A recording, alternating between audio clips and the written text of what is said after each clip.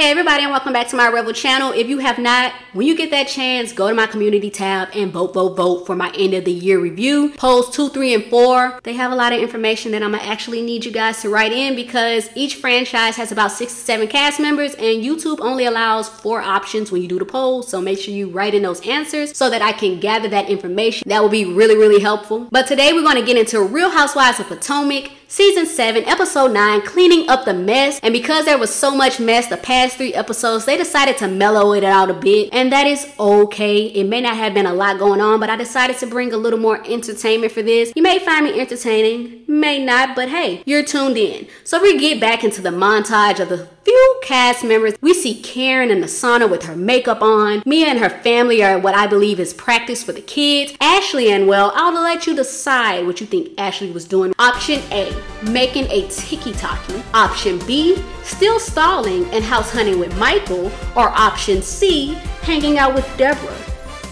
If you picked option A, then you're right. Honestly, that is my game show host voice. Hopefully you guys like it, but she's always on TikTok at this point. We know that's what she's gonna do. We also see the Bandits, and they're doing their episode for the Reasonably Shady. I have not listened to their podcast. Let me know what you guys think of it. I can't say I've seen a couple of viral clips, and it kind of had me like, I don't know. But we also learned that they are nominated for an NAACP Image Award, and I was super shocked because of those things that had me like, I don't know. Kind of shocked me that they will be nominated for that, but I can say that it's a great accomplishment to be recognized for that. So congratulations, ladies. They go into everything about what they're trying to do for the live show. We see them discuss the twins' birthday party. Robin says she's been trying to do the prenup stuff. She couldn't find a quiet moment on the trip, and Giselle basically lets her know, like, girl, what did you even expect? And side note, we learned per Andy that they still aren't married at this point, so it looks like we're going to be working on this prenup another, what, 7 years?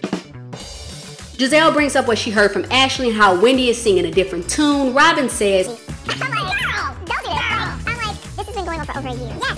I told y'all Robin sings to a different tune, so Giselle, you should have directed that at her because when she gets around you, she acts a little different. Robin talks about her reaching back out to Candace, how Candace was mad about the speaker stuff. Giselle says, you know, why is she mad? She did this on live. And I'm like, Giselle, she ain't denying it. She has an issue with how Robin went about it because you're supposed to be my friend. Then we see Candace and Chris discussing the layout, the guest list, everything to go down the line of them planning their barbecue. Candace tells us she now has an MBA in business. We learned that she went after this so that she can negotiate when it comes to the music business. And I think this was a great thing that Candace did because we know how the music business can be. They're cruel, they're evil, and they basically try to get over on artists. So this is the best way for you to make sure you have all your ducks in a row because nobody is going to go up for you like you're going to go up for you. We also learned that production had to remind Candace that she did say the stuff that she said about Karen. So we also learned that she's going to invite her, so they're basically putting forth the good effort. Her and Chris discuss Robin and what happened in Miami. Candace says that Robin is the person she trusts the most, and she basically wants them to be back on the same page. And I'm like, girl, you trust Robin? I guess it depends on if you're getting season 1 Robin or the Bandit Robin when she gets around Giselle. We never know what we're gonna get. Candace also brings up that she has missed her cycle. It's a little late, and her and Chris are a little excited because she could possibly be pregnant. Now, this did come up later in the episode. I'm just gonna rush it on in here now because it kind of pertains to the same thing. She picks up her mom from the airport. She lets her know the same news. Her mom is just as excited, and then she also says, does this mean you guys are gonna cut back on your cussing when it comes to being around the kids? And Candace basically says, you know, in my words, my kids will do as I say, not as I do type of thing.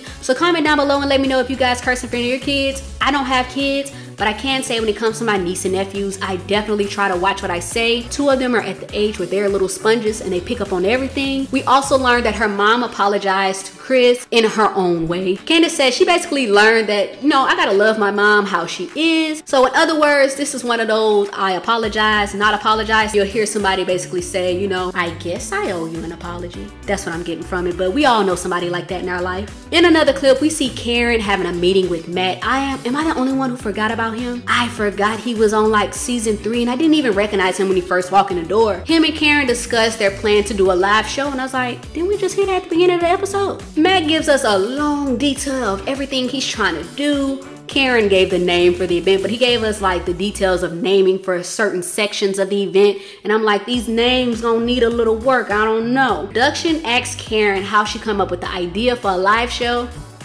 I would say my friendship with Wendy Williams sparked that. We also see Karen basically say, you know, in this group, there are instances where we kind of do similar things. And I'm like, I think that's just you. First time, maybe a coincidence, Karen. Second time, you kind of heard this before. Third time, if you pull this the third time, Karen, I like you, but you're definitely taking their ideas at this point. So I guess maybe we will, or maybe we won't see another version of Real Housewives of Atlanta's, you know, booty workout video type of thing. If they do that, who y'all think is gonna win? But I can say, based off of timing, it looks like Giselle and Robin came up with it first. Matt says that when it comes to the live show, hers is gonna be different from the Bandit, and Robin and Giselle's may not be interesting. And while this was funny shade, I will say doing a podcast live show is a great idea. I see a lot of podcasters doing that now. It's one of those experiences where your viewers can now see you do something live. You get real interaction. It's more fun. It's more livelier. If the Bandits do this correctly, it can really work. Then we see Wendy make it back. I had a Chicago style hot dog. Are you saying Chicago?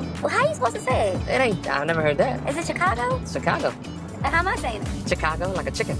I thought I'm saying it like the mobsters say. You know, Al Capone. You're not a mobster. Okay. Calm down. Sit down. Okay.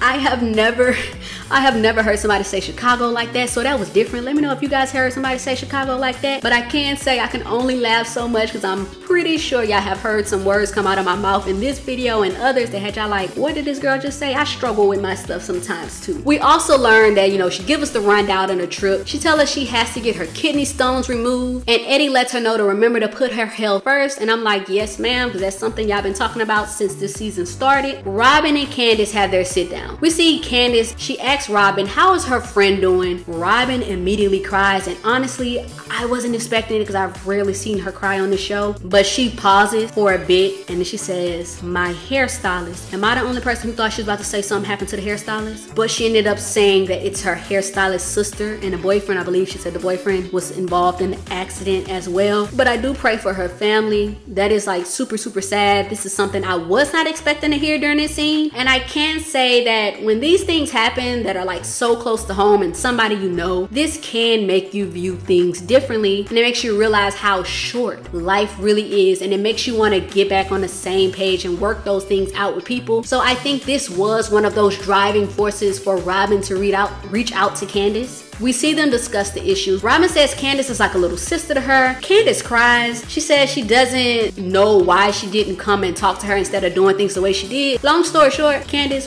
why are you crying? Why are you apologizing? Because Robin was in the wrong. If you really had an issue with your friend, you would have went and talked to her versus blasting it in front of the whole group. And at the same time, if she would have looked at the full clip, we know who she was talking about, so you did nothing wrong. But I guess that's y'all way of moving forward, so we gonna go ahead and move forward. We see Mia launching her joint chiropractic business in DC. Y'all didn't even know what to say from there, but they did that in DC. She says she wants to bring affordable chiropractic to her hometown, and I think that's great. Honestly, we see production ask her, how do they get the funding to open those locations? Do bring on personal and friends.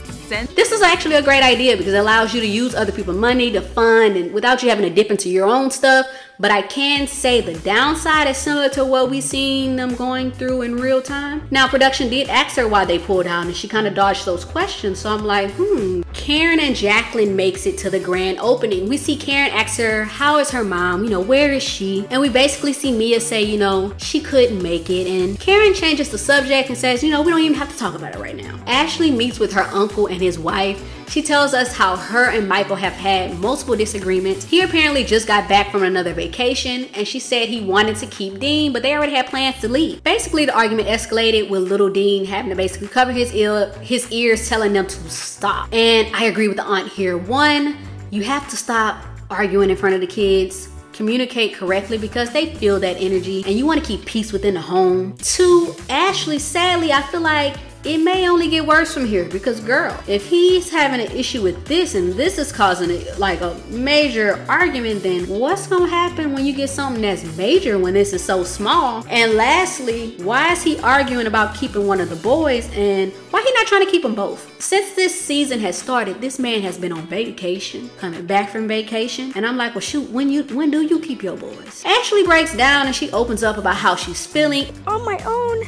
You're never on your own, Ashley. I know I'm not auntie, but I am. Like, ultimately, I'm gonna be responsible for so much, including the well-being of these two kids. and I'm really scared. While I do feel like she's not really leaving Michael because she has told us she is stalling, I can say these feelings at this moment may very well be real. But I can say, Ashley, from the clips we see, it seems like you're already a single mom and you're doing great. So you can do this without him. And I can say this is another reason why I believe as a woman we should still have our own money, because if that's one of the reasons behind it, because it sounds like he is the person that's over a lot of stuff financially, it kind of makes it a little harder to leave because she probably don't know how to do certain stuff without him being there. So it kind of handicaps you a little bit. Then we got the Bryants and the Sweet 16. Now the girls look beautiful. The event is beautiful. Giselle tells us how time has basically flown when it comes to the girls. She said when she gave birth to them, she gave birth to them at like 8 pounds. And I was like,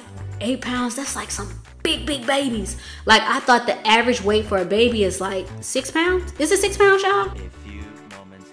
Okay, I just Googled it. It's 5. 5 pounds is the average. I wonder if she had a C-section or if she pushed, because that's a lot. That's a little scary to push out 8-pound babies, and not once, but twice. Then we all were wondering, Is Jamal coming? survey says he shows up. He may not show up for other stuff, but he gonna show up when it comes to them girls. Ashley, Robin, and Charisse also make it, and they go to their section on the patio because the twins basically told Giselle, and she told Robin earlier in the episode, they didn't want her there, so they made sure, you on that patio out there, you not up in here. Typical teen thing. We then get Jamal and Giselle giving their speeches about the twins. Jamal jokes that they haven't had to bail them out. They haven't really given them any trouble. And then we see Giselle say, are what I wish I was when I was 16. And I'm not, because I wasn't as confident, I wasn't as strong, and you guys are killing the game. So, love you guys. this is the Giselle that I like.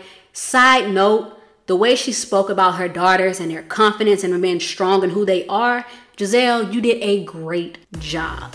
In our last scene, we have Candace barbecued. First, I have to point out, was I the only person that saw the cutouts, but I looked super fast, so I thought that was the sister for real? That threw me off. I have never seen so many cutouts of people in my life. Were you talking about in their homes? And honestly, I've never seen nobody have a cutout of themselves in their home. That has to be a housewife thing. But then we see Candace and her mom talking outside, and they make the jokes. Oh my God! It's a brown snake.